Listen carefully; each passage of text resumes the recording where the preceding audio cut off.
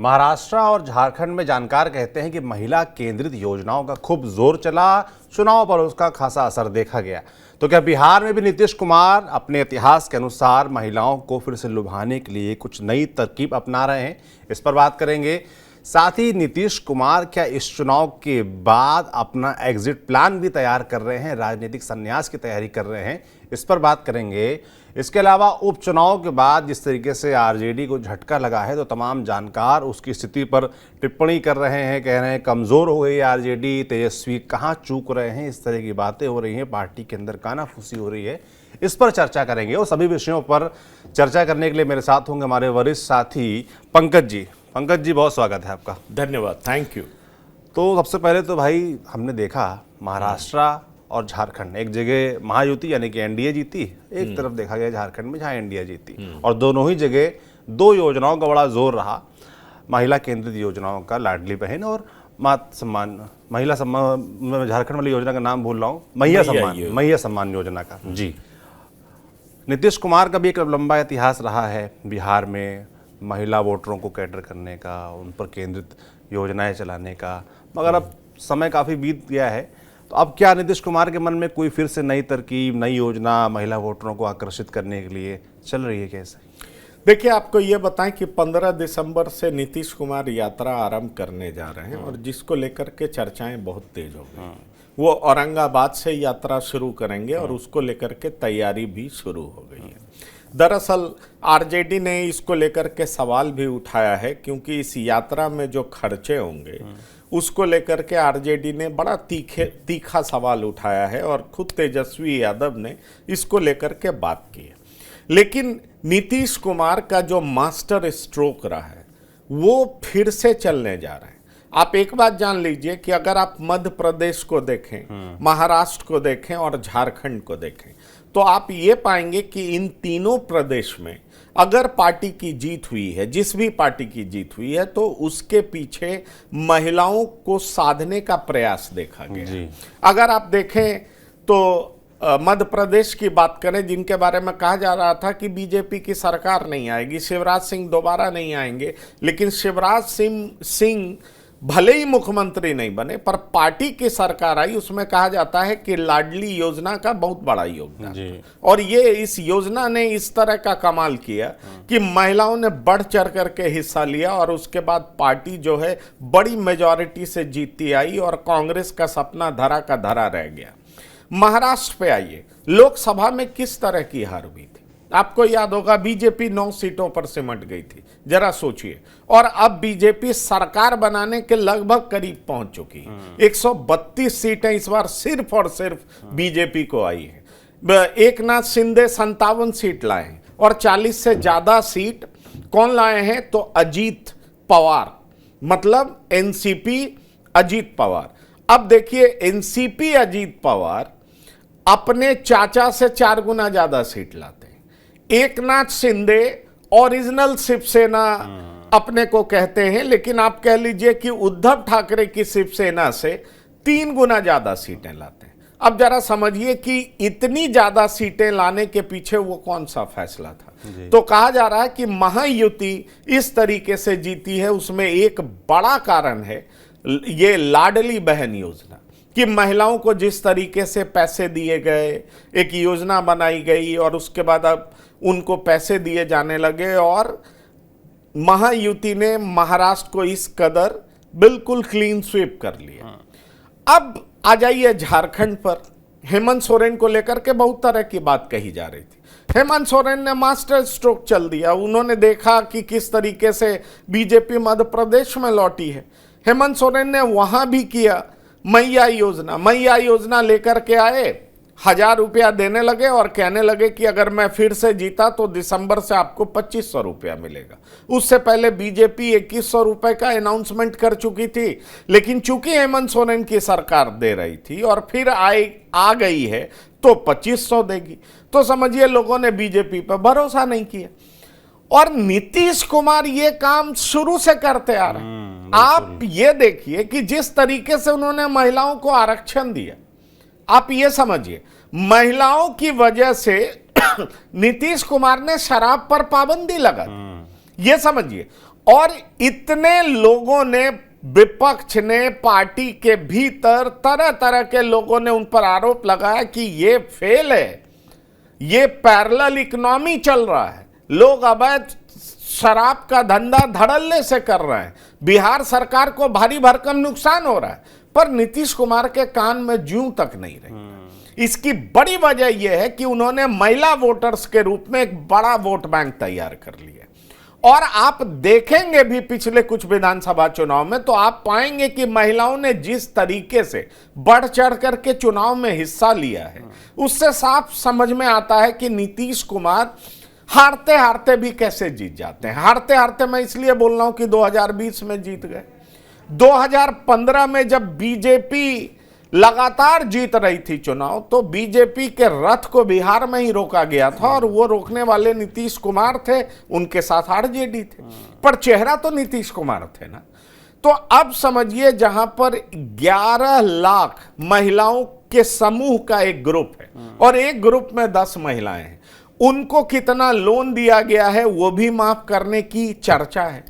तो नीतीश कुमार अगर माफ करेंगे तो जरा सोचिए कि 11 लाख समूह जो है और हर समूह में 10 महिलाएं हैं कम से कम, तो कितना बड़ा वोट बैंक तैयार होता है। दूसरी बड़ी बात कही जा रही है कि झारखंड मध्य प्रदेश की तरह यहां भी 1000 रुपया दिया जा सकता है। तो एक बड़ी बात यह है, आपको याद होगा नीतीश जब सरकार में आए, पोशाक योजना इन्होंने शुरू किया। लड़कियां गांव में साइकिल चलाते हुए पोशाक पे ड्रेस में पहनकर स्कूल जाती देखी गई और यह बिहार के लिए बहुत बड़ा स्टेप था। बिहार का इमेज बदलने लगा। जिस बिहार को लोग जंगल राज और तरह तरह की उपमाओं से नवाजा करते थे, उस बिहार की पूरी परिदृश्य बदलती हुई दिखाई पड़ी। तो आप समझिए, नीतीश कुमार अपने हथियार को धारदार बना रहे हैं। उन्होंने जो सबको सिखाया है उसको फिर से वो धार दे करके जमीन पर उतारने के प्रयास में लग गए। क्योंकि ये ध्यान में रखिए कि अब नीतीश कुमार सिर्फ चुनाव जीतने की बात नहीं कर रहे हैं। नीतीश कुमार 220 से ज्यादा सीटें लाने की बात कर रहे हैं, मतलब 2010 का रिकॉर्ड तोड़ने की बात कर रहे हैं। उपचुनाव में 4 सीट एनडीए जीती है। तो आप समझ लीजिए, जिस तरीके से नीतीश कुमार ने तमाम सांसदों, आप पंचायत लेवल से लेकर के और सांसद तक से मीटिंग करके और एक टारगेट सौंप दिया और जिस तरह की बात उन्होंने कही, और फिर 15 दिसंबर से ये तैयारी है कि कैसे वो पूरे बिहार में घूमेंगे और महिलाओं को टटोलेंगे, महिलाओं को एक बार पुख्ता तरीके से साधने का प्रयास करेंगे। और निश्चित तौर पर नीतीश कुमार को लगता है कि एक ऐसा ब्रह्मास्त्र है जिसको वो चलेंगे तो विपक्ष, जो उनके विरोधी दल हैं, वो धाराशायी हो जाएंगे। और इसी का प्रयास नीतीश कुमार 15 दिसंबर से शुरू करने जा रहे हैं। बिल्कुल, अब प्रयास सफल कितना होता है वो तो बिहार की महिलाएं जब चुनाव आएगा तब तय करेंगी। मगर नीतीश कुमार अपना, कह सकते हैं कि पुराना हथियार थोड़ा और नए रूप में प्रस्तुत करने का प्रयास करेंगे। पर चर्चा एक ये भी है कि नीतीश कुमार की लगातार स्वास्थ्य, उनके उम्र, लगातार इसकी चर्चा भी होती रहती है। तो क्या ये जो अब चुनाव आ रहा है अगले साल, ये नीतीश कुमार का आखिरी चुनाव होगा? क्या राजनीतिक एग्जिट की तरफ बढ़ रहे हैं नीतीश कुमार? देखिए, एक बात आपको बता दें कि ये चर्चा पुरजोर है कि नीतीश कुमार का एग्जिट प्लान तैयार जी। और एग्जिट प्लान को लेकर के इसलिए चर्चा है क्योंकि जो आंकड़ा सामने रखा गया है ना कि इसको क्रॉस करना है, तो ऐसा लग रहा है कि नीतीश कुमार इस तरह की विक्ट्री ला करके नीतीश कुमार राजनीति से संन्यास ले लें। लेकिन कई बार इस तरह की बात करने वाले संन्यास ले चुके हैं, नीतीश कुमार वहीं बैठे हुए हैं। ये भी हमें ध्यान रखना होगा। आप याद करिए, तेजस्वी यादव के साथ गए थे, कई मंच पर कहते थे अब तो यही ना देखेंगे, यही बात उनका स्टाइल होता था, अब तो आगे से यही ना देखेंगे, यही बिहार के भविष्य है। और देखिए, वो नीतीश कुमार उनको छोड़ करके फिर से एनडीए के पाले में आ गए। और एनडीए के पाले में आए तो उसके बाद उनको लेकर के बहुत तरह का सवाल जवाब होने लगा। पर लोकसभा चुनाव में 12 सीटें ला करके उन्होंने करारा जवाब सबको दिया जो नीतीश कुमार को स्पेंट फोर्स मानने लगे थे कि नीतीश कुमार स्पेंट फोर्स हैं, उनमें कोई बहुत दम नहीं है, बहुत ताकत नहीं रह गया है, अब वो उनके खिलाफ एंटी इनकम्बेंसी है, लोग पसंद नहीं करते, तरह तरह की बात होने लगी। पर 12 सीटें जीत करके नीतीश कुमार ने यह साबित कर दिया कि आज भी हम बिहार के सबसे बड़े नेता हैं और हम जिधर रहेंगे पलड़ा उधर ही भारी होगा। आपको याद होगा लोकसभा चुनाव से ठीक पहले 24 के जनवरी में ये पूरा कार्यक्रम हुआ था, नीतीश कुमार एनडीए में आ गए थे और तरह तरह की बात हुई थी, ये आपको याद होगा। अब देखिए 12 एमपी का जीतना, बीजेपी का 240 सीट आना, नीतीश कुमार की महत्ता केंद्र में बढ़ना। तो नीतीश कुमार गए थे इंडिया गठबंधन में, प्राइम मिनिस्टर का एम्बिशन था, प्राइम मिनिस्टेरियल एम्बिशन को पूरा नहीं कर पाए, तो उनको लगा कि बेहतर है एनडीए के साथ रहें, डबल इंजन की सरकार रहेगी, हमारे जो समर्थक हैं उनके बीच भी कंफ्यूजन नहीं होगा, वापस एनडीए में आ गए। एनडीए में आए तो उसके बाद उन्होंने कई सारे स्टेप्स लिए।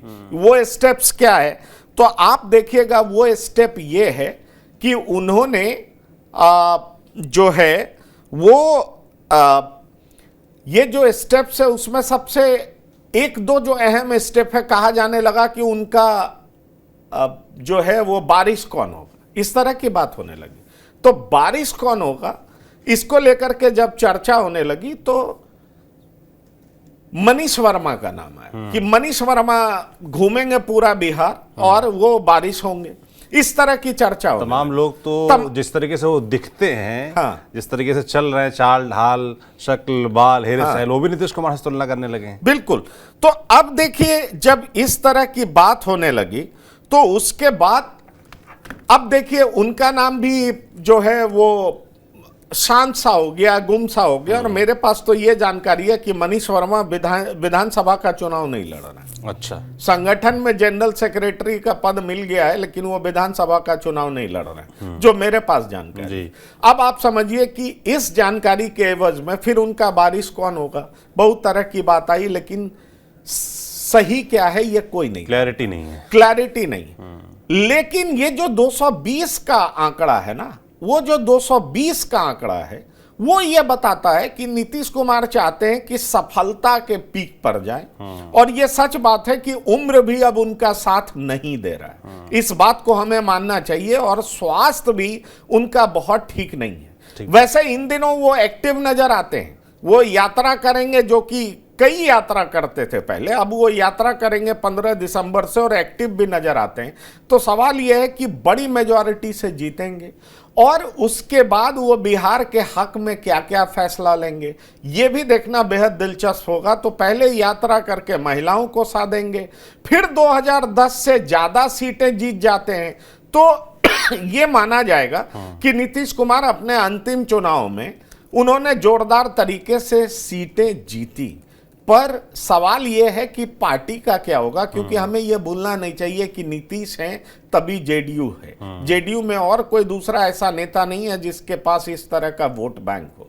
इसलिए एग्जिट प्लान की चर्चा 220 के आंकड़े को देख करके किया जा रहा है, पर वाकई नीतीश कुमार एग्जिट करेंगे इस पर मुझे डाउट है। हाँ, उनका स्वास्थ्य साथ नहीं देगा, वो सरकार चलाने लायक नहीं रह जाएंगे 2025 के चुनाव के बाद, और जब नहीं रह जाएंगे तब ऐसे फैसले लें तो वो अलग बात है। लेकिन किसी को पार्टी सौंप देंगे, सत्ता सौंप देंगे, ये मुझे फिलहाल दिखाई नहीं दे रहा। बिल्कुल। और बाकी तो बिहार की जनता भी जानना चाहेगी भाई कि राजनीतिक वारिस कौन है नीतीश कुमार का, नीतीश कुमार के बाद पार्टी कौन संभालेगा। चेहरे तो बहुत सारे हैं मगर क्लियरिटी नहीं है कि आखिर किसके हाथ जो है पूरी पार्टी और सत्ता आएगी। अब एग्जिट प्लान की चर्चा हम कर रहे थे, तेजस्वी यादव की बात कर लेते हैं, क्योंकि जिस तरीके से उपचुनाव के नतीजे रहे वो उनके फेवर में नहीं रहे और उसके बाद से ये चर्चा होने लगी है कि जहां वो जीत सकते थे वहां भी वो जीत नहीं सके। तो अब बिहार में जो उनका दावा है कि अगली सरकार उनकी आ रही है, भारी बहुमत से आ रही है, तो वो उस दावे पर कितना यकीन जनता कर पाएगी। चर्चा शुरू हो गई है, पार्टी के अंदर भी लोग कह रहे हैं, कानाफूसी से शुरू हो गई है कि जो मजबूती दिखनी चाहिए वो दिख नहीं रही आरजेडी में। देखिए, आरजेडी के लिए चिंता का विषय तो हो गया है। आरजेडी ने उसके लिए बहुत प्रयास भी किया है, जैसे शहाबुद्दीन के बेटे ओसामा को अपनी पार्टी में लाना। शहाबुद्दीन रहे नहीं, वो गुजर चुके हैं, तो उनकी मौत के बाद निधन के बाद उनके बेटे को पार्टी में लाया गया, उनकी पत्नी भी आई हैं और वो अभी हाल में बेलागंज चुनाव प्रचार करने भी गए थे।